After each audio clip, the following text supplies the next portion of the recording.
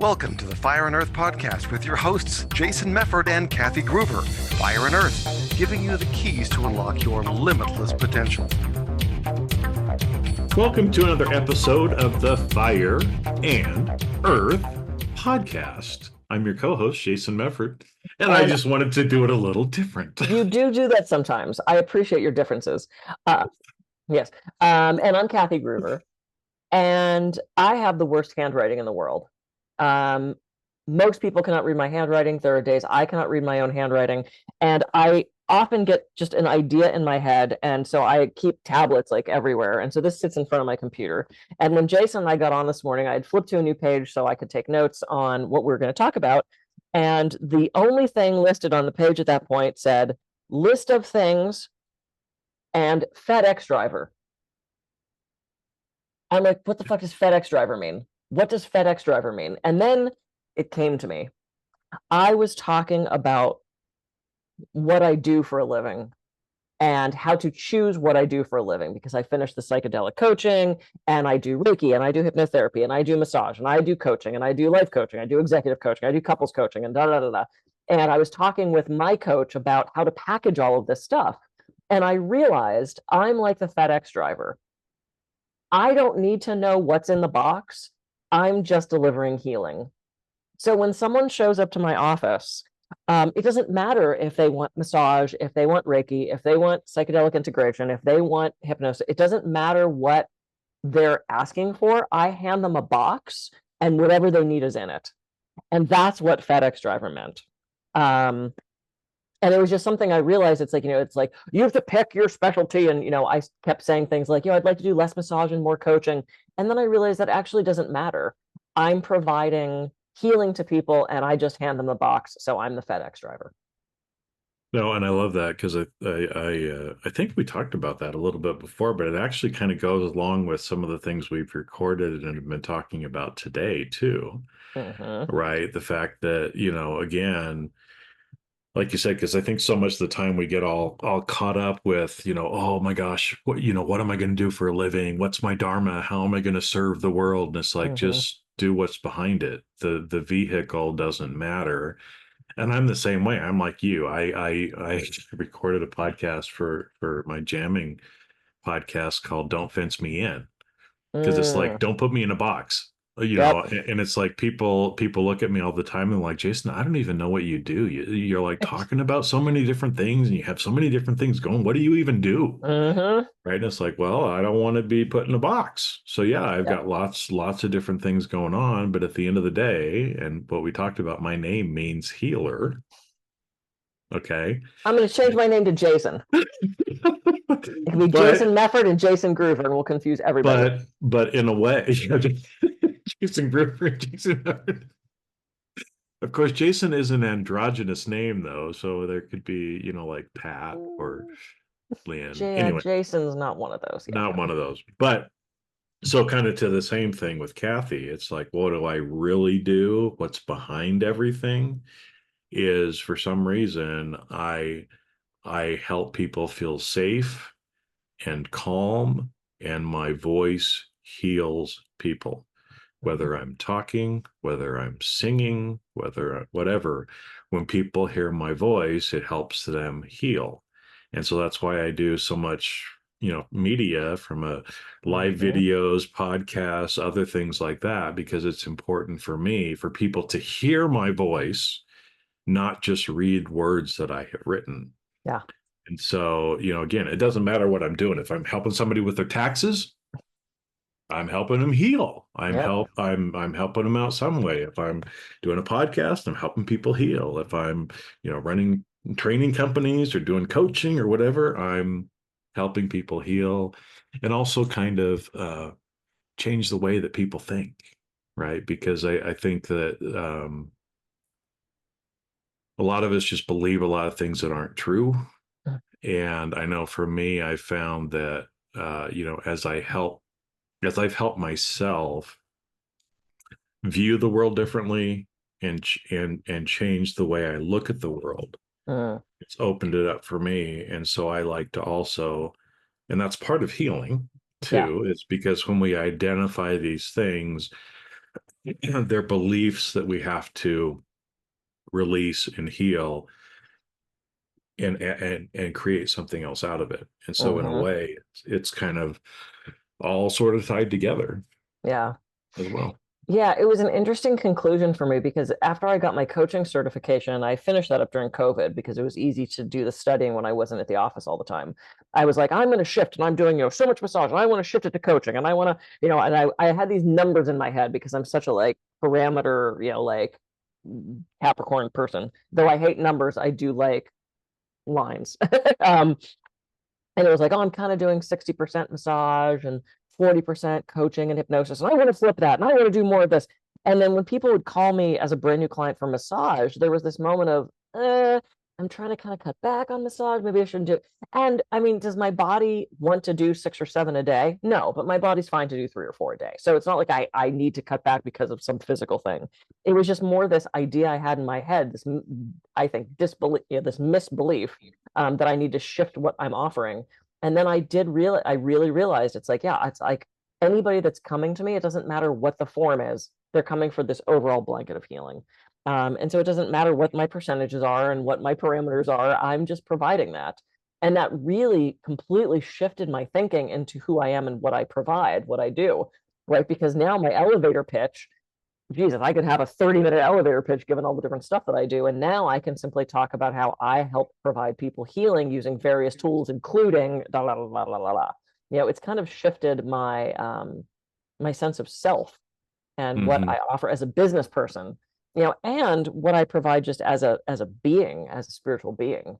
Um, Well, it's interesting because as you say that too, it was, one of the things that I've heard and have been taught. And then there was another podcast I was listening to, a couple of people that I know that were talking on this podcast. They brought up this topic again mm, too.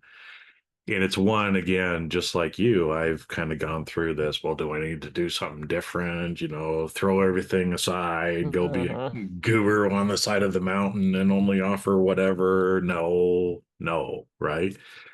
Because it's the whole idea of, what you do, you're going to continue doing the things you've been doing, but how you do them will be completely different. yeah. Right. And so that's the thing is, yeah, both of us are going to continue to do, right, certain things that we're doing, but how we're doing them as we're evolving and how we're changing and how we start to no longer see it for the money side of it, but of what it is that we want to do. And so as an example, I talked to somebody yesterday and I'm past the point where I do free things. I just can't do free things anymore, right? I've been told from Hmm. above I cannot do free things anymore. Hmm. It's too much of a leak of my energy. Yep. And so, but I get people that reach out to me all the time.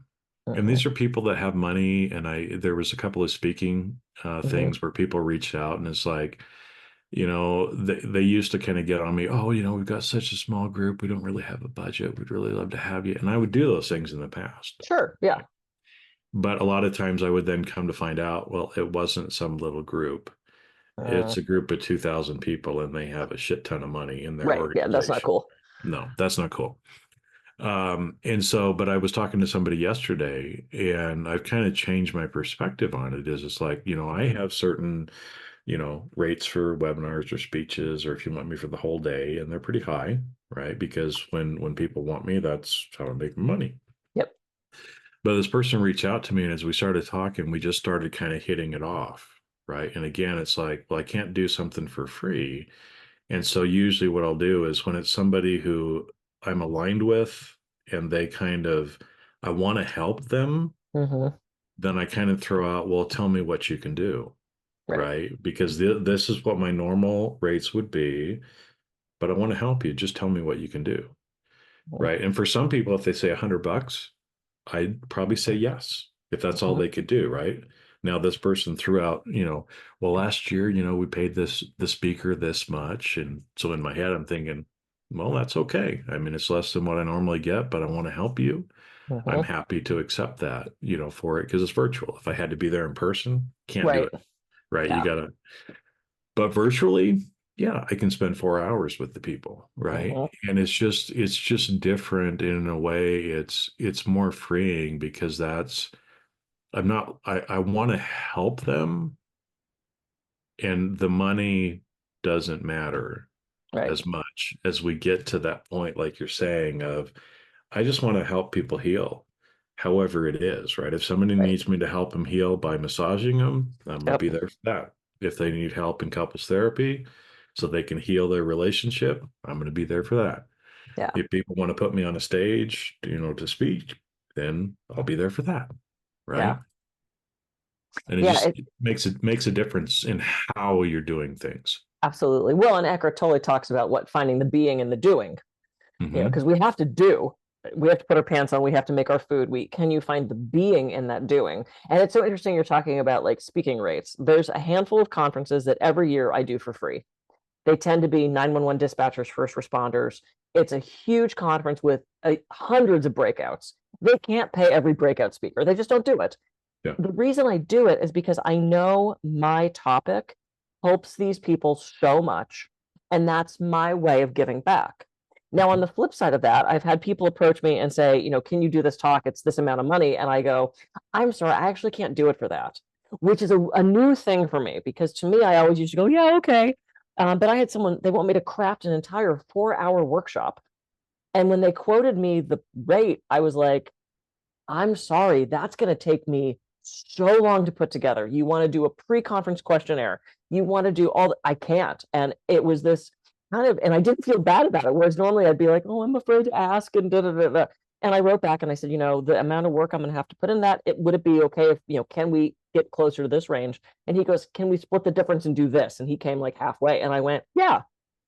Yeah. And I was so proud of myself for being able to do that because we all have money hangups in one way or another, right? And me figuring out what I'm worth and asking for that has never been a strong suit for me until now. I'm shifting that, you know. And I always thought these speakers that are like, oh, I won't speak for less than $3,000. I always thought, what a dick. And now I'm like, I totally get it. I totally get it now. I mean, it's like I still probably I'll take less than that, but like I get it now. It's like it's so much work and all the travel, and it's pulling me away from my office. Where if I was in town, I'd be making X amount of dollars. So it's like it's become an interesting transition of Well, how I. yeah, and I think sometimes people don't appreciate, the time that goes into it. I saw, the whole iceberg metaphor, right? Where only like 10% of the iceberg is above Yeah. water. So if somebody's looking, all they see is the 10%. They don't see the 90%. Yep. And so I saw a meme on social media that it was about artistics, which Mm-hmm. we're artistics creatives. We're in this space as well, right? We're Yep. creating artistic kind of stuff. Yep. And so it said, the 10% was what the world sees, the 90% is the work nobody sees you do. Yep. And I think, like that a lot of times, because when I'll do training, I'll either training or webinars or speeches, it's either, if it's something I already have canned and I don't have to prep for it and you're not going to require a bunch of admin, then okay, I can do it for this. Yep. But if you want something new, if you want something customized, I'm really good at that, but it costs a lot of money. And there's kind of a minimum that you have to get to be able to do that. Because, for a 1 hour webinar, I'll spend 8 to 10 hours, if not more, Yep. right, on a custom thing. By the time, like you said, you have the calls with the client, they look at the slide deck. Well, can you Yep. change this a little bit? We'd like you to hit this point too. Yeah. Okay, You got to do the research and research every. on it. You got Well, to. I I, mean, it's I I like, mean, this one that I've got coming up in October, I've been doing research on it now. yeah. A few hours a Yep. week in a way, and so by the time we get to October, I'm going to have spent probably 100 hours of my time kind of researching this one topic. But Yep. it's again, it's but I do it because I love it Mm-hmm. as well too, Right. right? But it's always kind of appreciating, or even like with the FedEx driver. I mean, we have a lot of stuff from FedEx, UPS, Amazon, all Mm-hmm. delivered to my house. Yep. And if I'm outside, right, when on the other end, when they come up, I always tell them thank you. Yeah. Right. Because I appreciate it. I know they work hard. And even just that little bit of a gesture, I hope makes their day a little bit brighter, because most of the time they don't. And especially because sometimes my dog is inside barking at them. Mm-hmm. You know, he's nice. He's just letting daddy know that somebody's on property. Right. Yeah. But you know, I think with that, it carries over into, you know, how we interact with other people, both as a provider, but also as a receiver of services, Mm-hmm. you know, as well. Is, you know, Kathy says you're the FedEx driver, and I am kind of too, right? We Mm-hmm. show up and we kind of deliver what it is that we deliver in the background, Yep. you know, and we're going to do it because we love to do it. But people receiving it, how do you receive it? Are you Mm-hmm. grateful for the FedEx driver? I'm grateful that these delivery people come, because 100%. I don't have to leave my house if I don't want to. Right? There's very few things that I have to get at the grocery store. Yep. And so I appreciate that, you know, and so, but do we also appreciate when things are doing, you know, they're the FedEx driver for us, right? And so it's much easier to deliver that to somebody who is grateful and who is open, Mm-hmm. and then, you know, you just kind of stop doing it. You know, packages might get lost Right. in Yeah. Oh, whoops, transit. that one that says "Do not bend." Oh, Whoops, looks like I stepped whoops. on it. Yeah. So anyway, it's I don't know why we ended up getting that way too, but probably because of another experience that I've had sometimes too, where it's, you know, there's that old analogy. I don't think it probably ever happened in real life, but factory was having an issue with their electrical system, and so they hire somebody to come in and help them fix it, right? And so the person comes in and he looks around for about 5 minutes, and he's like, "All right, here, you need to fix this." And so he left, sent him the bill. It was $10,000. And the company said, "Well, I'm sorry, we need a detailed description of that." Right? And so he wrote, "Okay, uh, you know, industry knowledge for the last 30 years on knowing how to fix it, $9,995. Marking X on the wall, $5. There's your detailed Mm-hmm. bill." Right? Is that a lot of times I think we kind of forget that. And, you know, anyway, Yeah. yeah. No, and that's the same thing. You know, I have so many friends in aerial, right? Because I do trapeze and I do silks, and you know, they'll get a phone call and say, "Hey, we need you to do this 15-minute gig. You know, we only have $100 for you." And they're like, "No." "Oh, but it's only 15 minutes." "Yeah, but it's been 20 years of me getting to put that 15 minutes together." And for me to set up and prepare for just 15 minutes of entertainment in your event means I'm going to spend, you know, I don't know what, 4 hours maybe. By the time you set up, you do, you know, pick up, tear down, all that kind of stuff, hanging out. So it's your time. Mm-hmm. You know, it's just like when you go and do a speech. Same Yeah. thing. People see 45 minutes or an hour. It's like, no, I spend the whole day there. And you didn't see the 2 days that I spent traveling to and from. Ugh. And the shitty hotel and all that good stuff. Yeah, no, I know. I just got back, so I understand. I was in a lovely hotel. Yeah. Excellent. Oh, this has been, I love our little talks because we never know where we're gonna go. So No, and I don't even know why we went some of those places today, but they just kind of came out. So because I anyway, wrote FedEx driver on a piece of paper and I didn't know what it meant. and that's how it And goes. that's okay. That's okay. Cool.